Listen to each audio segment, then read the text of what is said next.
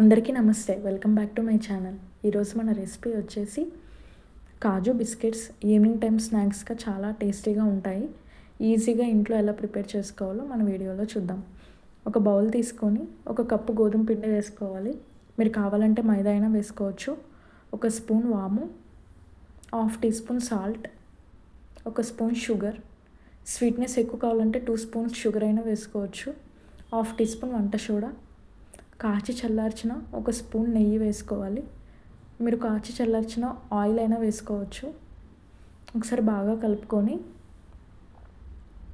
పిండి అనేది ఇలా ఉండలాగా వస్తే పర్ఫెక్ట్గా ఉన్నట్లు కొంచెం కొంచెం వాటర్ వేసుకుంటూ చపాతీ పిండిలాగా బాగా కలుపుకోవాలి. ఇలా పిండిని కలుపుకున్నాక మూత పెట్టి 15 మినిట్స్ పక్కన పెట్టుకోవాలి. 15 మినిట్స్ తర్వాత పిండిని 2 పార్ట్స్గా చేసుకోవాలి. ఇలా చేసుకున్నాక గోధుమ పిండి వేసుకొని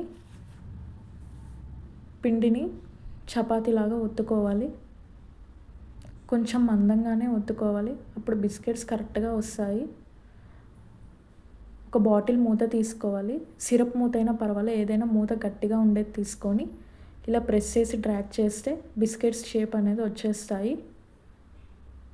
ఇలా మొత్తం ఒకదాని తర్వాత ఒకటి చేసుకొని ప్లేట్లోకి తీసుకోవాలి చేసుకున్న బిస్కెట్స్ని. తర్వాత స్టవ్ మీద కళాయి పెట్టుకొని ఆయిల్ వేసుకొని ఆయిల్ హీట్ అయ్యాక బిస్కెట్స్ని వేసుకోవాలి.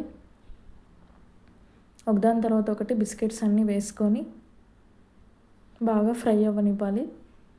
మీడియం ఫ్లేమ్ మీదే బిస్కెట్స్ని ఫ్రై అవ్వనివ్వాలి. హై ఫ్లేమ్లో పెట్టుకుంటే పైన మాడిపోయి లోపల పిండి పిండిగా ఉండిపోతాయి. ఇలా బిస్కెట్స్ని గోల్డెన్ బ్రౌన్ కలర్ వచ్చే వరకు బాగా ఫ్రై చేసుకోవాలి. బాగా ఫ్రై అయ్యాక ప్లేట్లోకి తీసుకోవాలి. ఇలా మొత్తం ప్లేట్లోకి తీసుకున్నాక కొన్ని బిస్కెట్స్ని సపరేట్ చేసుకొని ఒక ప్లేట్లో వేసుకొని కొద్దిగా స్పైసీనెస్ని ఇష్టపడే వాళ్ళు 1 స్పూన్ కారం వేసుకొని బిస్కెట్స్ని ఇలా కలుపుకోవాలి.